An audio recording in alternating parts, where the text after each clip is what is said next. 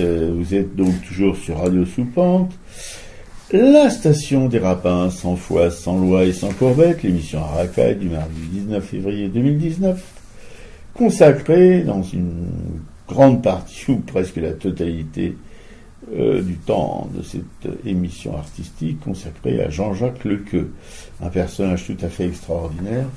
Le personnage extraordinaire par la somme de travail qu'il a consacré, si vous voulez, à des idées complètement folles d'architecture inconcevable, voilà, idéale pour lui, mais complètement étrange aussi d'une certaine manière, presque de l'architecture à rébus, dont on vous parlera plus pas, j'allais dire plus savamment, non, enfin, on vous donnera notre ressenti à la fin de cette émission. Mais là, probablement que dans la bio aussi, on va pouvoir peut-être mettre notre grain de sel, parce que bon, une bio, c'est un petit peu aride, c'est un peu sec. J'espère que ça ne sera pas le cas. Oui, alors Jean-Jacques Lequeux, il naît en 1757, il naît à Rouen, hein. Il naît dans une famille d'artisans menuisiers, charpentiers, et il est fils unique, hein. Il sera orphelin de père assez jeune, à l'âge de 16 ans. Et en 1740, à Rouen, en fait, c'est la naissance de la première école gratuite de dessin en France, une école qui est chargée de fournir à l'économie rouennaise, justement, des dessinateurs qualifiés. Donc, notre Jean-Jacques Lequeux y rentre, et très vite, il va être remarqué, car il est très doué. Donc, il obtiendra des prix, et il entre dans la classe d'architecture. Donc, son excellente formation de dessinateur technique lui permet d'entrer dans les bureaux de l'architecte qui a construit l'église de la Madeleine. Et comme un camarade dit, l'excellente formation, croyez-moi, que c'est presque, comment dirais-je, inconcevable, quand on connaît les moyens de l'époque, qu'il ait pu réaliser des choses aussi fines, aussi méticuleuses, aussi fouillées, techniquement superbes qu'il a pu produire. En 1779, Lequeux quitte Rouen. Voilà, il quitte Rouen pour Paris. Il a des lettres de recommandation en poche et il part rencontrer Soufflot, qui est l'architecte du Panthéon. Donc Lequeux va travailler avec Soufflot et ça va lui permettre d'être admis au cours royal d'architecture. Et manque de peau pour Lequeux, Soufflot meurt peu de temps après. Donc il perd ainsi son protecteur et voilà. Et pendant 10 ans, il va tenter de devenir un architecte et de se construire une clientèle en travaillant pour son compte. Mais c'est difficile quand on n'a pas le réseau. Déjà à l'époque, il fallait quand même avoir du réseau. Je dirais surtout à l'époque. Voilà, donc il fait des projets. En 1785, il devient collaborateur de Soufflot le Romain, c'est-à-dire que c'est le neveu de Soufflot. Et il va être inspecteur des travaux, donc il va travailler sur des projets de l'hôtel Montholon. Et apparemment, justement, Geneviève nous disait tout à l'heure qu'il y avait moyen de voir encore certaines de ses réalisations sur cet hôtel Montholon qui était boulevard Poissonnière en face du Midi Minuit. Hein, comme quoi les choses... Le Midi Minuit, oui. Tout est lié. Tout est lié. Donc voilà, il va être chargé de concevoir des lieux à l'anglaise. Enfin voilà, il aura quelques boulots. Mais là, on est en période révolutionnaire et il faut voir que les clients riches se font plutôt rares. En 1794, il est membre de la Société républicaine des arts, qui a pour mission de remplacer donc l'Académie royale de peinture et de sculpture, hein, qui a été supprimée. Et il présente des projets qui sont lancés par l'an 2 par la Convention nationale. Mais en fait, il n'arrive pas à émerger comme architecte. Hein. Et en 1793, il rentre au bureau du cadastre qui vient de se créer. Et là, il va y faire une carrière d'employé de bureau. Et il va y rester jusqu'en 1815, l'âge de sa retraite. Mais c'est que justement, tout en étant employé, c'est là qu'il va poursuivre donc, pendant 30 ans, en solitaire, son activité de dessinateur et qui va élaborer donc, tout cet univers original qu'on a pu découvrir au Petit Palais.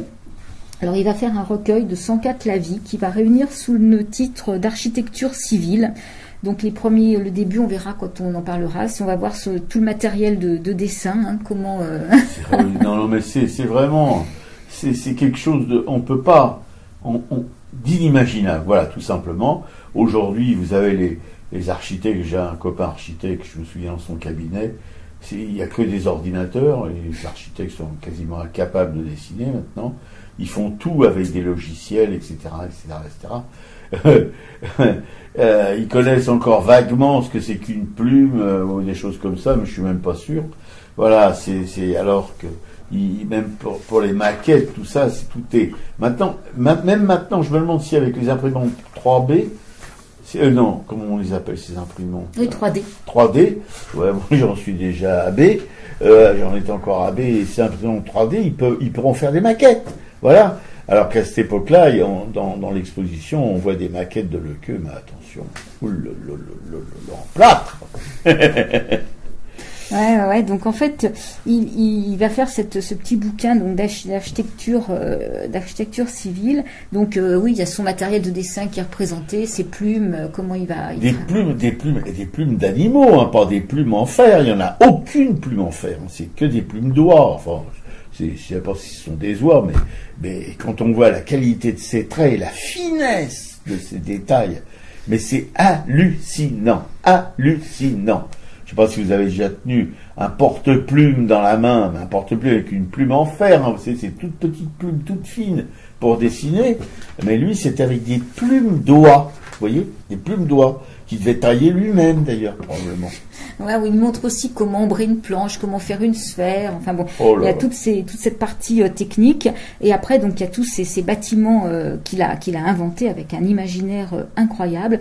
Et en fait, Lequeux, il aime se promener dans le Paris révolutionnaire. Et il aime aussi, justement, relever les citations éphémères qui sont inscrites au fronton des bâtiments lorsqu'il y a des fêtes révolutionnaires. Voilà, donc il va passer donc sa vie en tant qu'employé de bureau avec cette vie parallèle d'architecte sur le papier.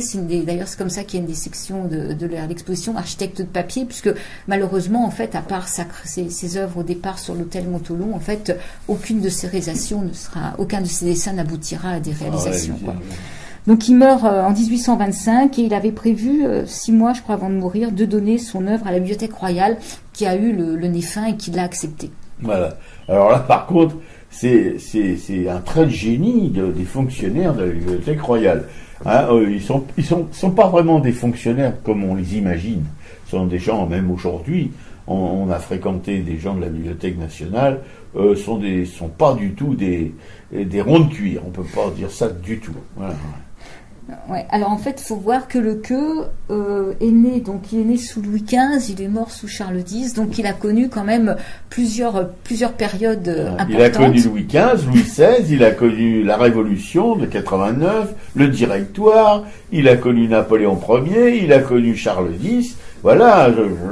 Et apparemment, donc il a pu travailler, enfin à chaque fois ou avoir politiquement, je crois qu'il s'adaptait à chaque situation. Voilà, ça n'a pas été un révolutionnaire. Il a travaillé avec la Révolution, mais après, apparemment, il soutenait aussi bien quand même l'empereur. Donc, voilà, faut savoir que c'est pas un révolutionnaire pur et dur. Non, il était révolutionnaire, par contre, dans son travail. Là, complètement. On peut le dire.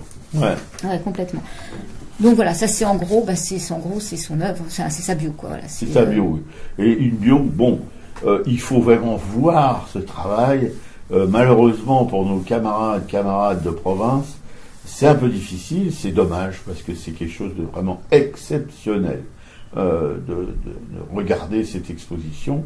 Et nous on l'a regardé, enfin c'est surtout ma camarade, fallait la voir. Hein. Bon, vous pouvez être sûr que c'est un bon truc si vous la voyez gambader, machin. Carrément, comme les vampires, elle monte sur les murs, là, puis elle va au plafond, elle se colle au plafond et tout, elle regarde, pendue, la tête en bas, les pieds en l'air, bon, bref. Quand vous voyez ça, vous êtes sûr que vous êtes dans quelque chose de pas tout à fait normal. Et ça, c'est vraiment ça le méritait. Ouais, c'est vraiment une grande découverte. Donc il a donné 800 dessins, l'expo en montre 150. J'imagine que ça a été un gros boulot de choisir quel dessin allait être montré ou non. Donc on va voir quand on va parler de l'exposition qu'elle a été en plusieurs thèmes. Il y a une partie portrait, une partie architecture et une partie dessin érotique. Oui, là, les commissaires d'exposition, etc., tout ce petit monde de l'art qui a mis en place ce dispositif voilà, des œuvres de Lequeux, ils ont fait aussi un travail assez remarquable. Très remarquable. Infiniment remarquable.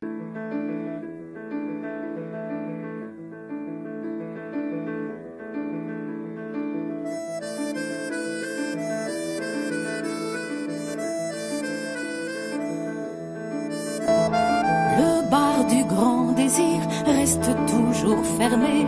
Est-ce pour cause de décès? Personne ne sait. Est-ce pour une faillite qu'on est privé de cuite, ou pour un inventaire? Ça, c'est un mystère. Au bar du grand désir, tu peux toujours cogner, c'est de la peine perdue. Ça ne répond plus. Le patron est-il fou? A-t-il sifflé d'un coup ses chopines, ses fillettes? J'en aurais le cœur net. Les gens qui ont dans le regard une lueur bizarre, je les arrête dans la rue. L'avez-vous connu? Avant ce rideau de fer, avant le ciel et l'enfer, quand les gens refusaient la vie comme elle est.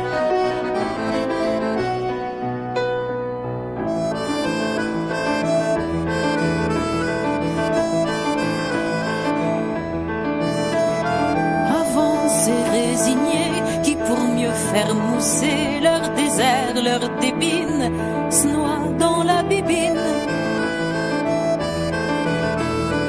Le bar du grand désir, on l'aura mérité depuis le temps qu'on tourne autour. Faut qu'il s'ouvre un jour. Le bar du grand désir reste toujours fermé. Pourtant j'ai rendez-vous depuis 1000 ans, pas vous.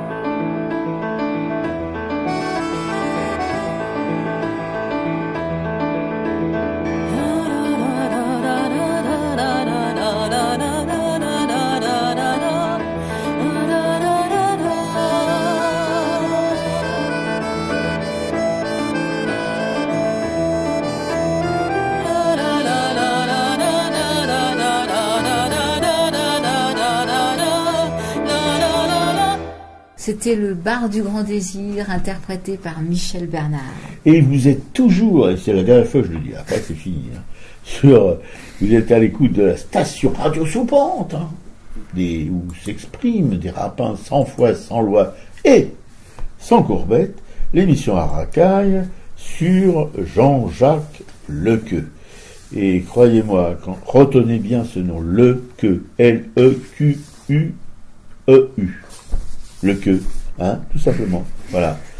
Et donc on est allé voir cette expo, toujours à pied, c'est notre méthode favorite de moyen de transport.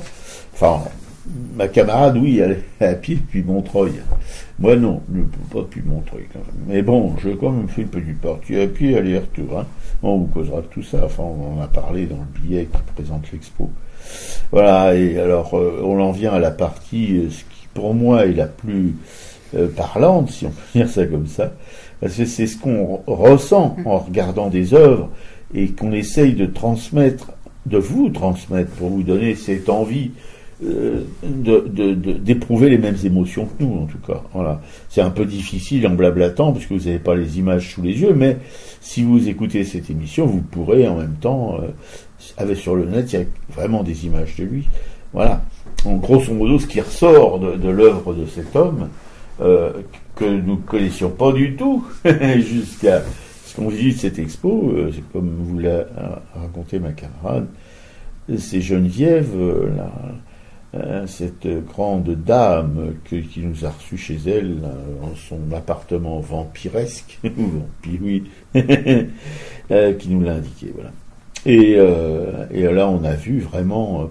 on a compris pourquoi elle avait l'air si enthousiaste, parce que c'est quand même, on a rarement vu une technique aussi, comment dirais-je, c'est presque, ça relève pour moi en tout cas du miracle, parce que je suis un peu praticien depuis quand même déjà quelques décennies, et je pense que personne aujourd'hui serait capable, même il y a encore des gens qui sont très forts avec... pour illustrer, etc., avec des techniques vraiment très au point, mais comme celle-là, j'y crois pas. En leur refilant les mêmes instruments dont se servait cet artiste. Voilà, aussi bien les pinceaux, les lavis, mais il y a des lavis. On dirait que c'est de l'aérographe. C'est même mieux que de l'aérographe, voilà. Avec des matières, des granités pour les murs, etc., etc.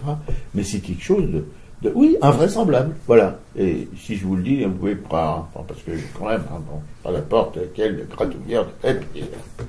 Ouais, alors il y a une première partie, c'est des portraits. D'ailleurs, c'est lui qui se prend comme modèle. Et c'est une étude un peu des physionomies humaines. Donc il y a la lippe, il y a le bailleur. Et c'est intéressant justement parce que ce sont des traits exagérés. Donc là, il travaille vraiment sur les émotions, quoi. Et il y a aussi il fait aussi pas mal d'autoportraits de lui-même. Hein, donc, enfin, des autoportraits forcément de lui-même.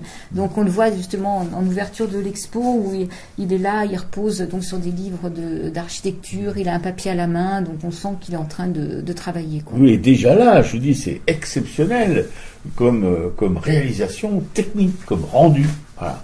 Là, on peut vraiment être complètement investi, complètement pris, complètement envahi par la beauté de son travail. Voilà. Ouais. Et après, ce qui nous a vraiment plu, c'est de se pencher donc sur quelques dessins, c'est quelques bâtiments, parce qu'en fait c'est ça, il va construire énormément de bâtiments. Et comme ces œuvres ne vont pas être réalisées, en fait, il peut complètement se laisser aller. C'est son imaginaire qui va parler. Donc, en fait, on pourrait parler. En fait, il y en a qui parlent d'architecture parlante, c'est-à-dire que le bâtiment qui est représenté, en fait, déjà en le voyant, on sait à quoi il va servir. Je pense à ça pour une laiterie qu'il avait faite, qui est en forme justement, qui est en forme de vache. Où, avec un peu d'imagination. Voilà. Où il y a des. Oui, ma camarade ne manque pas. Ouais, si, on voit bien, il y en a une qu'on voit bien, c'est la vache. Et il y a à côté, je sais plus ce que c'est pareil, il y a des colonnes avec toutes les pieds de vache qui sont représentées tout le long de la colonne. Et en haut, il y a les barattes à beurre. Les barattes à beurre. Non, mais il a fait la même chose aussi avec un bistrot, là. La guinguette. Non, ouais, c'est pas celui-là. C'est la guinguette. Oui, c'est peut-être la guinguette. Ah, la guinguette, elle est extraordinaire.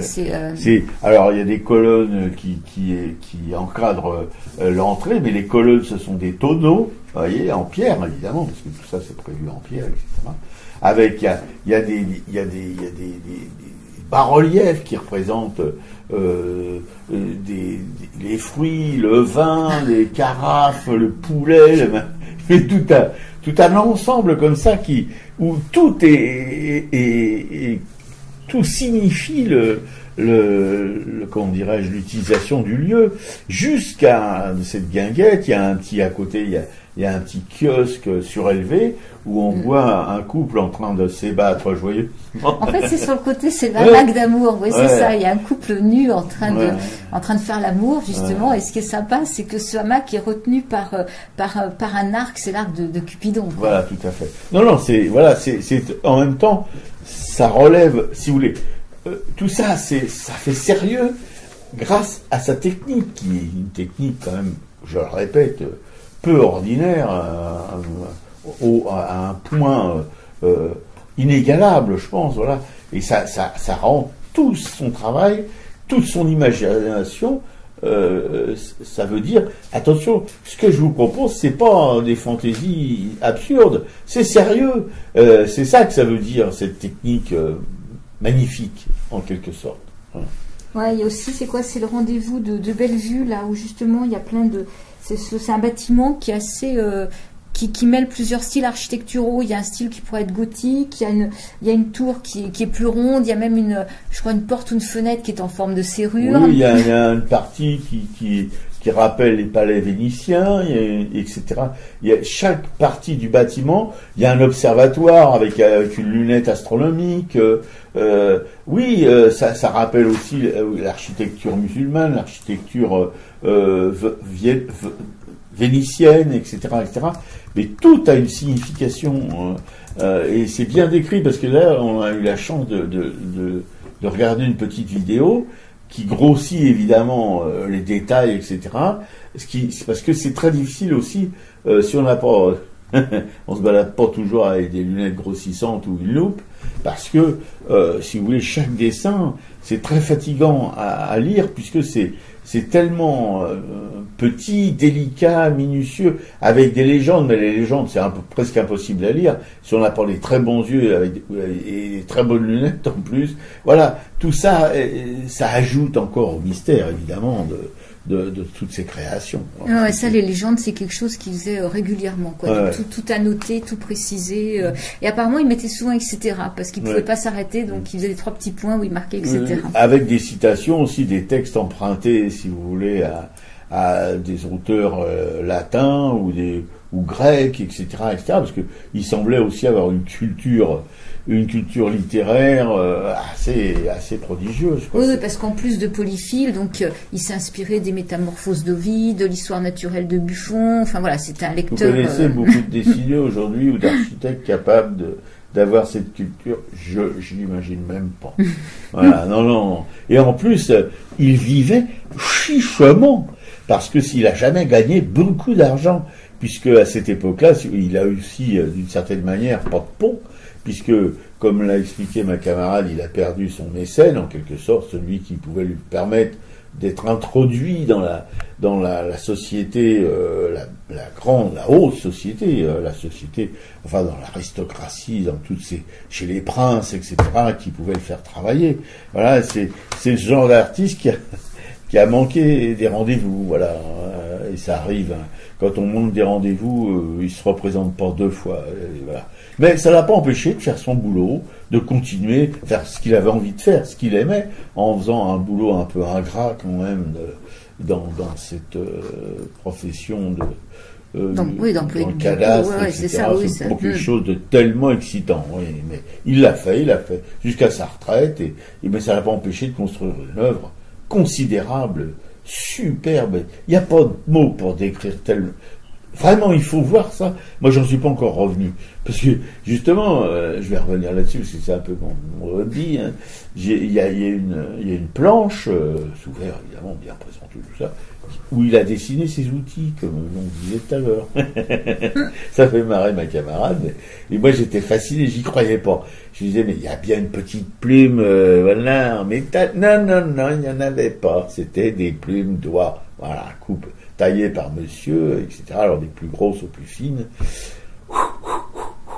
Ouais, justement, le fait qu'il soit complètement libéré de contraintes réelles, en fait, a pu complètement laisser son imagination se débrider. C'est ça qui est fantastique, quoi. Oui, justement. mais enfin, des fois, on laisse son imagination et ça donne pas des résultats comme cela, hein, parce que là, c'est...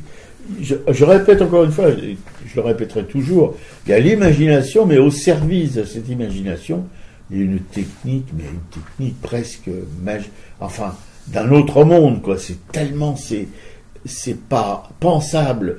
Je répète encore une fois, quand on considère les moyens qu'il avait pour mettre en œuvre ses réalisations, ses dessins, ses écritures, etc., avec ce qu'on a aujourd'hui dans les mains pour faire ce travail, on peut même, avec ce qu'on a dans les mains, c'est incapable de faire ce travail. Voilà. C'est tout simple.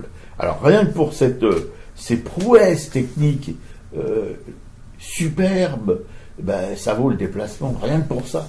Mais il n'y a pas que ça. Ouais. Et c'est vrai que dans ces bâtiments, il mêle aussi donc la nature, comme on voyait dans le songe de Polyphile, quoi. Il fait des jardins, effectivement, à cette époque-là, on en a un petit peu marre des jardins à la française, on a envie de jardins qui soient plus sauvages, plus à l'anglaise, plus fous, en fait. Ouais. Et donc, lui va aussi participer de ça en présentant des végétations un peu farfelues. Enfin, donc, on peut voir même des barrières, des fois, avec qui se terminent, des troncs d'arbres qui se terminent avec des têtes un peu de serpents, des têtes un peu étranges. Ouais, on avait vu ça d'ailleurs dans une expo à Villeneuve d'Ascq, là, d'art dit brut, où il y avait aussi des barrières où les piquets des barrières représentaient des figures mythiques d'animaux, de personnages. Ouais, c'est vrai, c'était super. Et il y a un côté chez lui aussi comme ça, un peu fantastique, un peu, voilà, de quelqu'un qui n'a nos limites dans l'expression de son imagination, quoi. Ouais. Et puis il y a la dernière partie qui est la partie érotique de l'exposition, où là parce que l'exposition s'appelle Jean-Jacques Lequeux, bâtisseur de fantasmes, donc ce sont aussi des fantasmes architecturaux, mais des fantasmes sexuels, et là il y a quelques dessins justement érotiques, avec soit des sexes masculins, soit des sexes féminins, et il y en a un qui est super, c'est une bonne sœur qui à période révolutionnaire, donc où l'Église est mise à mal justement, donc elle est en train d'enlever sa guimpe et de dévoiler ses seins, et en enlevant sa guimpe, en fait, dans ses mains, ce tissu prend la forme d'un sexe masculin. Ouais. Ça, et alors, qui c'est qui me l'a fait remarquer? Parce que moi, j'avais même pas vu. C'est ma camarade, vous voyez, les filles, quand même, hein, en question du sexe, elles sont peut-être un peu plus pointues ou plus éveillées. Ça s'appelle « Et nous aussi, nous serons mères ». Oui, nous aussi, nous serons mères. Il y a aussi une jeune femme là, qui dort justement sur une espèce de pierre, et à quoi rêve-t-elle? Et donc, ce sont tous ces fantasmes de rêve et de sommeil, quoi. Oui, et ces dessins de vulves, de femmes, etc., il y en a beaucoup plus que de verges masculines, mais il y en a quand même une qui est assez conséquente. Et ben, elles sont dessinées d'une manière encore. Moi, je me disais, ce sont des gravures, ce sont des eaux fortes, non, ce sont des lavis, ce sont des plumes. Voilà, il n'y a rien de, comment dirais-je, de mécanique, etc. Non, tout est à la sensibilité de la main. Voilà. Et ça, c'est quand même assez, encore une fois, assez étrange, parce qu'on rentre là dans l'étrange. Arrivé à un moment, la perfection devient étrange. Voilà. Oui, déjà que son imagination, c'est quelque chose de surprenant. Le mot est faible, évidemment, mais alors, son imagination servie par cette perfection technique, ça ajoute de l'étrange à l'étrange, en quelque sorte. Face au service de l'étrange, voilà. Parce que, comme je répète encore une fois, arrivé à un certain point, la perfection devient fantastique, étrange, curieuse. Voilà. On se demande si c'est une main humaine qui a fait ça. Ben oui, c'est une main humaine, voilà. Une main humaine qui avait ses fantasmes, qui aimait bien les jolies femmes, qui aimait bien les jolis sexes féminins, évidemment, parce que c'était un homme, voilà, et qui mettait ce sublime technique au service de réalisation, comment je pourrais dire, enfin bon, vous voyez, c'est presque Sade, c'est presque le Sade du lavis et de la plume. Ouais. Mais en tout cas, c'est quelqu'un qui n'aura pas été reconnu, qui n'aura jamais donc décroché de commande, et qu'on n'a pas du tout compris à son époque. Hein. C'est-à-dire que je pense qu'il devait passer pour être névrosé, pour être dérangé. Je pense qu'on n'a pas du tout vu le côté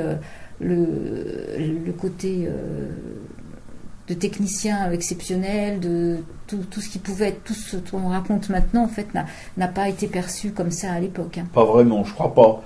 Mais c'est tout à fait compréhensible, parce que même aujourd'hui, pour que nous soyons nous-mêmes, on voit des milliers d'images, je ne sais pas si vous êtes au courant, mais enfin, avec la télévision, les ordi, etc., et ben, on est abasourdi en voyant les siennes. Voilà. Alors imaginez à cette époque-là où on n'avait pas tout ce qu'on a aujourd'hui, les gens, je me demande s'il n'aurait pas quelques siècles plus tôt, au moment de l'Inquisition, il n'aurait pas foutu sur un bûcher. Voilà.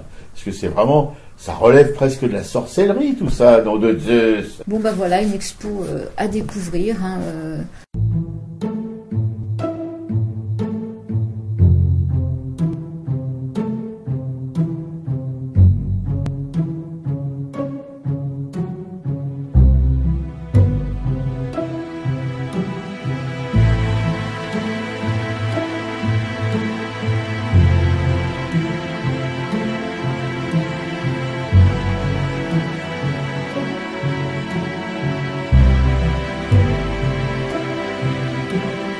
Madame rêve d'atomiseurs et de cylindres aussi longs qu'ils sont les seuls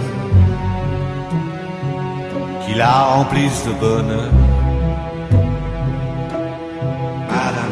Madame rêve d'artifices, de formes oblongues et de totems qui la punissent.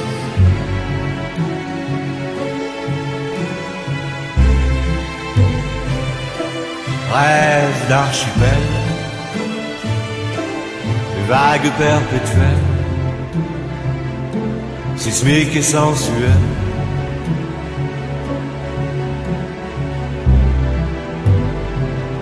D'un amour qui la flingue, d'une fusée qui l'épingle au ciel.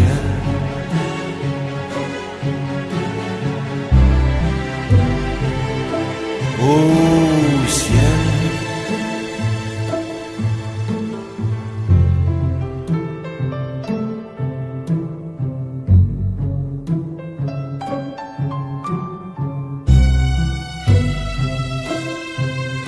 On est loin des amours de loin, on est loin des amours de loin, on est loin.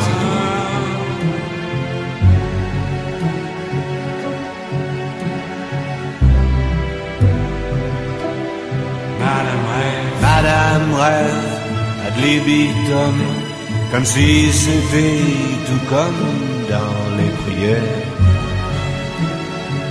qui emprisonne et vous libère.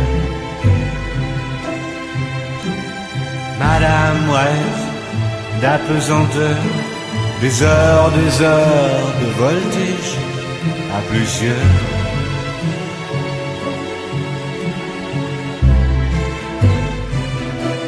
Rêve de fougères, de foudres et de guerre, à faire et à refaire.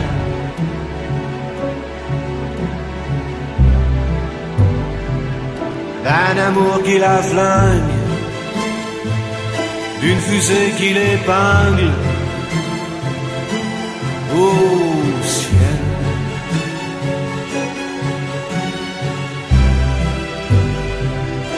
Au ciel.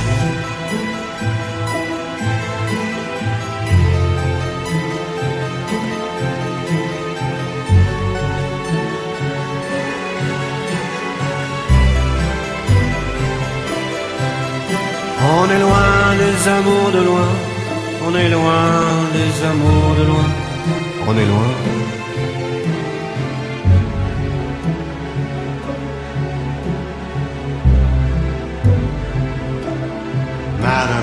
Madame rêve, loin. C'était Madame Rêve, interprétée par Bachung. Vous êtes toujours sur Arakaï et Radio Soupente. Arakaï, la station des Radio Soupente, la station des Rapins sans foile, sans loi et sans courbette. Nous en avons terminé avec la rediff sur le camarade Jean-Jacques Lequeux, voilà. Bâtisseur de fantasmes. Et tout de suite, nous passons au culturel.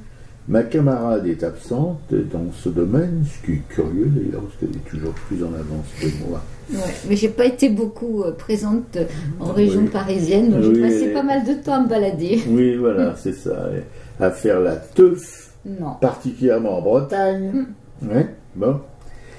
Eh bien moi par contre, studieusement, dans mon petit studio de Rapinos, dans la Soupente, j'ai vu un film qui se nomme Storm et la lettre de feu.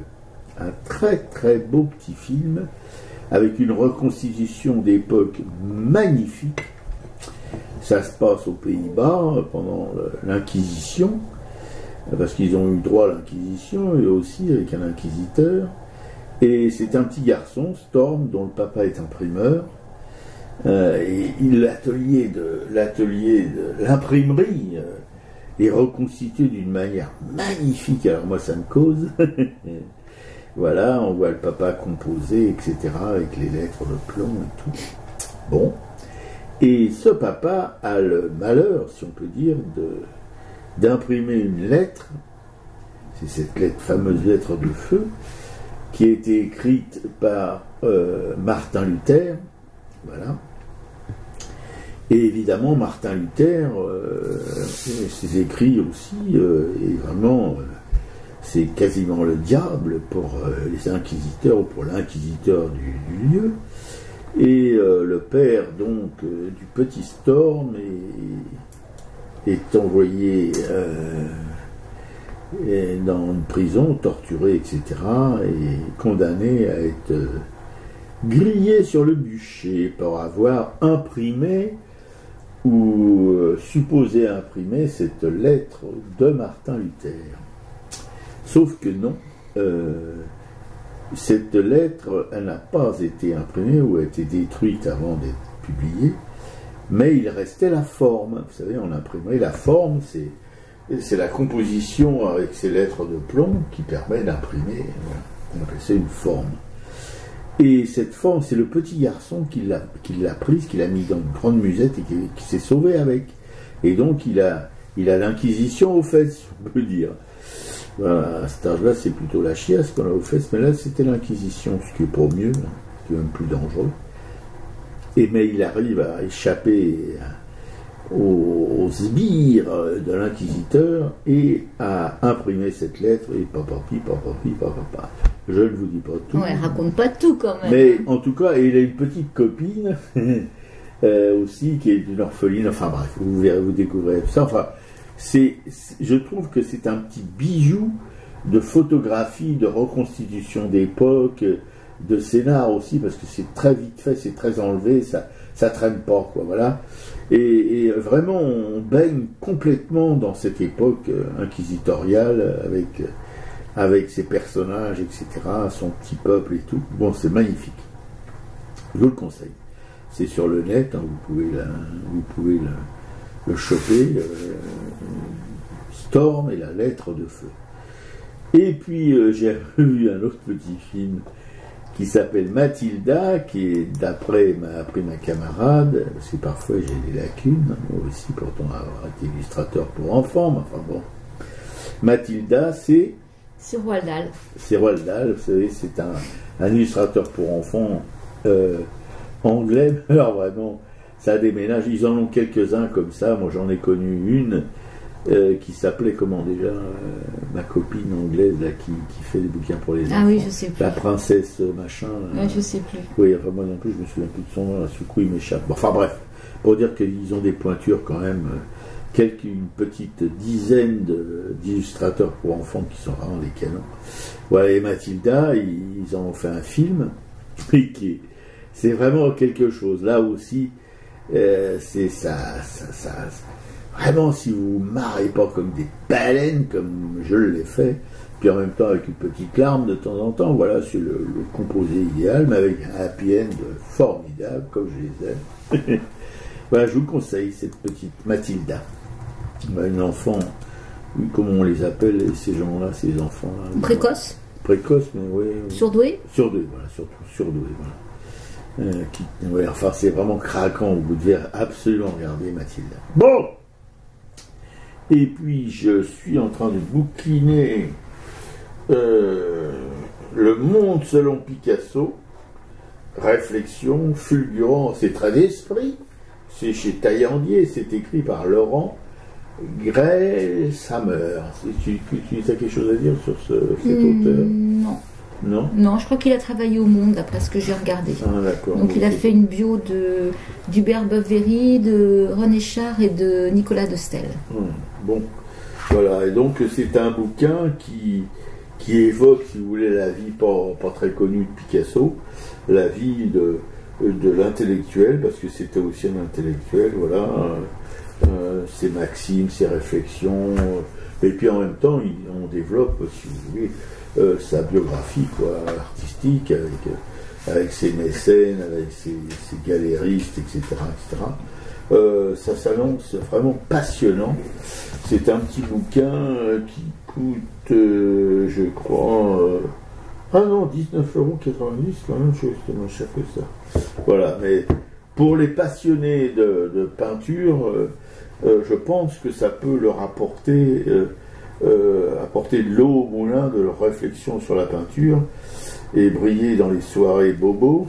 Non, je crois que c'est vraiment un morceau d'anthologie, quand même, quelque chose qui est très intéressant et très important pour ceux Pas pour ceux qui aiment forcément Picasso, parce que moi je ne l'aime pas du tout.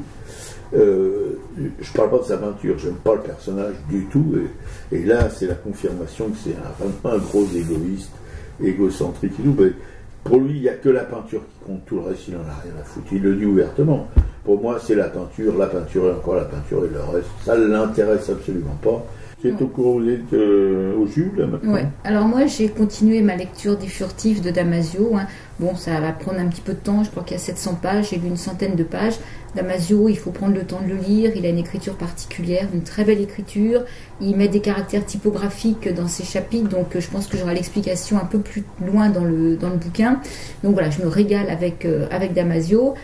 J'ai quand même pris du temps pour écouter aussi des podcasts. J'ai découvert le podcast d'Arte Radio. Arte Radio, il y a un podcast littéraire qui s'appelle Bookmaker, et là j'ai rencontré deux autrices dont j'avais entendu parler, et en fait je ne soupçonnais pas à quel point elles pourraient m'intéresser. C'est Lola Lafont et Chloé Delhomme. Donc deux autrices. La première, Lola Lafont, se dit féministe et anarchiste. Elle raconte, les interviews sont très bien menées, c'est en 3 parties, donc ça dure une demi-heure à chaque fois. Donc ça nous permet d'avoir des extraits de livres et d'entendre ces autrices parler. Et la deuxième, Chloé Delhomme, effectivement, ce sont des femmes qui sont de la même génération, qui écrivent depuis une vingtaine d'années, qui ont, je crois, 46, 47 ans, et qui ont vécu chacune des traumatismes, soit de violence sexuelle, soit de violence, et qui se racontent, et qui par l'écriture en fait parlent de la condition de la femme, mais pas que, et qui surtout ont une écriture absolument magnifique. Donc quand j'aurai fini, je pense, le livre de Damasio, j'essaierai de rencontrer de faire connaissance plus en profondeur avec leur bouquin. Elles ont toutes les deux reçu un prix. Alors moi justement, j'ai tendance à me méfier des prix littéraires. Je crois que Chloé Delhomme a reçu le prix Médicis là pour le cœur synthétique, où elle parle avec ironie des femmes de 46 ans, qui sont-elles et comment sont-elles perçues dans la société, quoi. Quand on est une femme qui arrive à cet âge-là, on frôle l'invisibilité. Et Lola Lafont a eu le prix des étudiants et Télérama. Donc voilà, je me méfie un peu des titres, des prix littéraires, mais vraiment j'ai été séduite par les entretiens que j'ai pu entendre. Oui, mais là c'est Ville Goncourt, une féminin, c'est le Médicis qui vient en 3e position, donc on a toujours un faible pour les 3e et les derniers. Donc, affaire à suivre. Bien. Bon, bah écoutez les copains, on a fait le gros du boulot. Et tout de suite, sur Radio Sous-Pente, la station des Rapins sans foi, sans loi et sans courbette, qui est depuis un garni et diffuse sur internet à racolle.fr, on va vous saluer les amanches. Et là, je fais attention à ne pas sauter de ligne. Oui, parce que tu avais oublié nos copines. Bah oui, la dernière fois, j'en ai oublié 2 lignes. J'ai oublié 2 lignes les sœurs, avec les copines écrivaines, comment dirais-je, je les ai là ou quoi ou pas. Alors, Liliane et Laurence, oui, je les ai là. Et puis j'avais oublié aussi Colette et Jacqueline et Nicole. Voilà, tout ça, vous vous rendez compte, c'est quand même invraisemblable. Alors, une petite pensée pour Claude et André qui... Bon, là, il était reparti apparemment, mais là, il y a un petit peu une moue du genou. Hein. Karine Nouzette, qui a perdu son téléphone dans un seau de peinture de 10 kilos, il faut le faire quand même. Donc le téléphone portable, je pense pas qu'il soit récupérable. Marie-Christine Béguet, qui va déménager, paraît-il, m'a dit ma camarade. Je suis un peu jaloux parce que j'ai connu Marie-Christine Béguet avant ma camarade, mais c'est ma camarade qui bénéficie de ses confidences et moi non. Voilà, c'est comme ça, les nanas entre elles. Hein. Bon, voilà, on n'y peut rien. Bon, bah Marie-Christine, elle va déménager du Gard pour aller dans les Cévennes. C'est pas dans le Gard, les Cévennes, si? Non, peut-être, si, après tout. Enfin, elle va aller dans les Cévennes, dans une petite ville qui s'appelle Saint-Hippolyte-du-Fort. Saint-Hippolyte-du-Fort. Elle a trouvé une petite maison de campagne, une maison de croquants, voilà. Alors, je suis pas, il doit y avoir une cheminée, tout ça, ça doit être chouette. J'espère. Et puis, elle a dit qu'on pourrait aller la voir. Alors, s'il y a une cheminée, moi, je suis d'accord. S'il n'y a pas de cheminée, je n'irai pas. Bon. Claude et William, nos camarades de Brest. J'espère, Claude, que les branchies ne se sont pas développées depuis notre dernier entretien. Enfin, ça y est, ils sont libérés des fêtes, tranquille. Ouais, tranquille, comme nous, quoi, d'ailleurs. Enfin, surtout comme moi, parce que ma camarade, elle se met à fond les fêtes, attention. Hein. les bambous là, dans les fêtes, j'ai failli la dénoncer à la police, mais enfin bon, j'ai rien dit parce que je suis pas une balance. Bon, enfin c'est une culture tout ça. Et Jean-Paul Souvraz, notre peintre, on l'aime tellement. De coups de Kerbranche dans la banlieue de Dunkerque. Claudine, copine à ma camarade là, qui aime bien l'art sous toutes ses formes, hein, et qui a une bibliothèque, paraît-il, assez intéressante, qui me rend un peu jaloux. Bon, mais enfin, dans la mesure où elle entretient des rapports amicaux assez suivis avec ma camarade de combat, mais écoute, je dis rien. Jean Peluzzi du Val d'Oise qui nous envoie toujours des bien bonnes. On espère, Jean, que tu as passé des fêtes de fin d'année rigolotes. Corinne, notre tapissière préférée, qui tapisse toujours d'ailleurs. Voilà. On l'aime bien, on l'aime toujours autant, Corinette. Joël, notre Arlésienne du Caire, qui est au Caire en ce moment. Voilà, il a la bougeotte. Il ne peut pas rester à Paris, ça le fait chier. Il se barre le plus souvent possible. Et dans des endroits pas très fréquentables à mon avis, mais enfin bon, c'est sa vie. Hein. Anne-Emmanuel et Frédéric, deux artistes barbouilleurs qu'on aime bien. Anne-Emmanuel qui habite à Montreuil et Frédéric à l'île d'Anche-Nord. Juliette Plante, une graveuse émérite qui habite, elle, à Rochefort-sur-Mer, en relégation quasiment. Je ne sais pas pourquoi, enfin bon. Mais on aime beaucoup son travail en tout cas. Clément qui grave sur tout ce qui bouge, le Van Gogh de la gravure qui se partage entre Vincennes et Montreuil. Agnès Dubart qui, elle, de l'Ariège, va émigrer en Bretagne Sud. Une graveuse aussi. Alors, quelqu'un, elle est épaisse comme une tringle à rideau, mais alors, elle n'a pas peur de taper dans le dur. Hein. Thierry Morciot, un graveur belge, qui grave comme un Belge, c'est-à-dire genre des Flandres, quoi, voilà, avec l'imaginaire des Flandres, vous connaissez, un peu fantastique, un peu bon. Colette, Jacqueline et Nicole, trois veuves d'artistes, voilà, qui œuvrent, qui essayent de perpétuer la mémoire de l'art, enfin la mémoire de l'art de leurs bons hommes, avec une pugnacité, une volonté, une force inouïe. Liliane et Laurence, deux écrivaines qui signent Claude Isner, un pseudo, et qui se font un nom depuis longtemps déjà dans le polar. Et un polar, un genre particulier qui n'existe pratiquement pas, c'est-à-dire les événements de ces polars, enfin l'histoire de ces polars, c'est à Paris dans les années... Le premier commence en 1889 et là elles entament l'année 1925-1926. Vous voyez, avec une doc d'historienne sur Paris, etc. Ceux qui aiment le vieux Paris, qui aiment vraiment, ils peuvent baigner là-dedans dans ces romans, c'est quand même... Parce que c'est pas de la doc à deux balles, hein, c'est vraiment sérieux. Geneviève, notre sorcière bien aimée. Michel Pelloual, mon voisin, ex-voisin du dessus, quand j'étais son voisin du dessous, et maintenant je suis plus dessous, je suis parti ailleurs, mais lui il est resté dessus. Voilà. C'est un grand peintre aussi, qui en ce moment doit pas, comment dirais-je, bouffer du caviar tous les jours, biscotte son principal commanditaire, galériste, était libanais, et depuis que le Liban replonge dans le merdier, il va plus au Liban et il n'a plus de commande de son galériste libanais, là. Cécile, tu la sens ma cinquième puissance? Oui, Cécile, on la sent toujours, t'inquiète pas. Et on t'aime. Gros bisous. La Rousse flamboyante, qui est maintenant une blanche éclatante, voilà, qui anime aussi des émissions sur une radio concurrente, qu'on ne nommera pas, des émissions éblouissantes de culture et de charme. José Arthur du Mélange, même punition, même motif, tous les samedis en fin d'après-midi. Musique, classique, jazz, etc.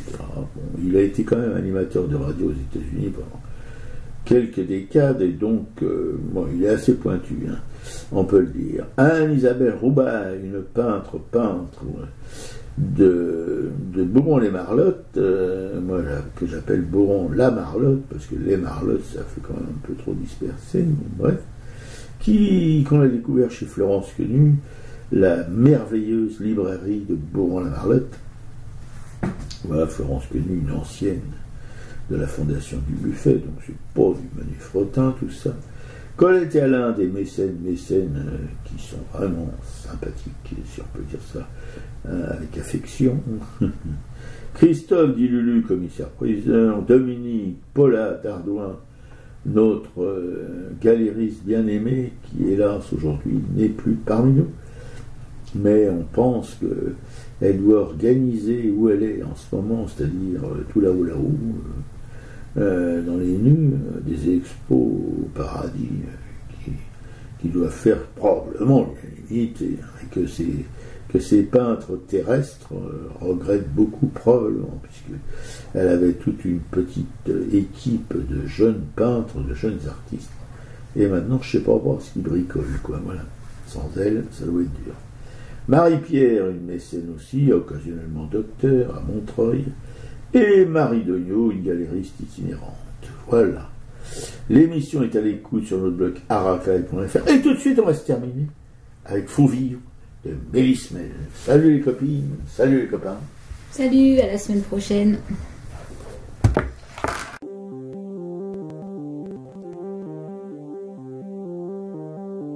Malgré l'écran cieux du néant, c'est pour mieux nous manger enfants et les silences et les boucans.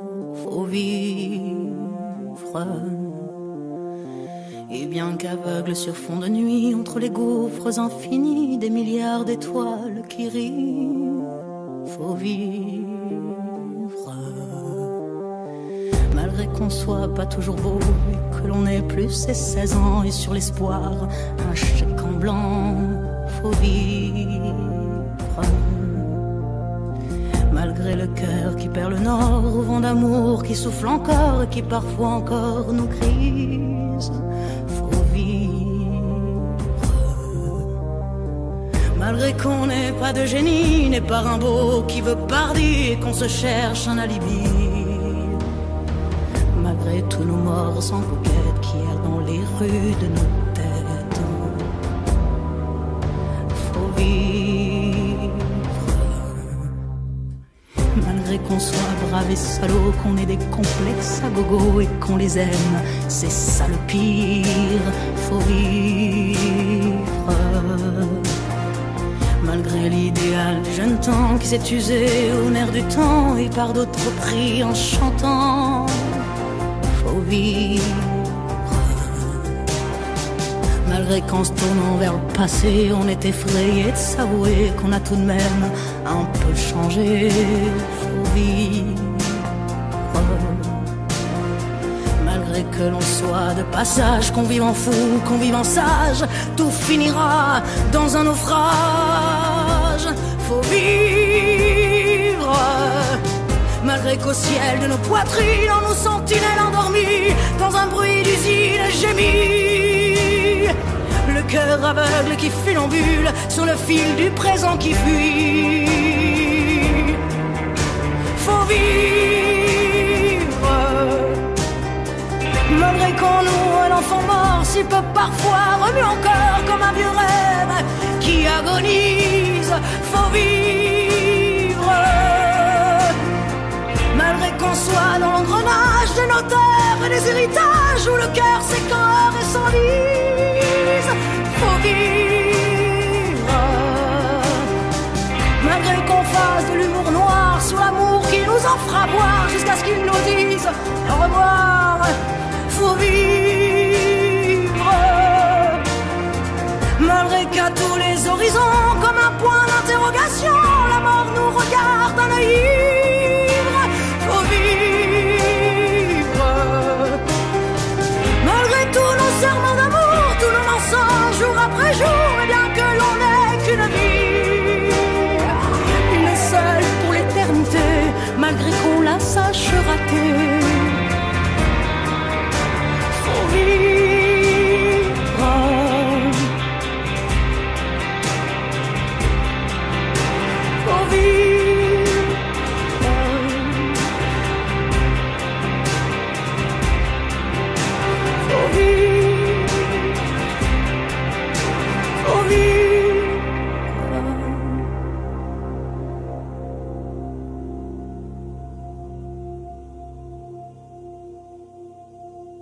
faut vivre.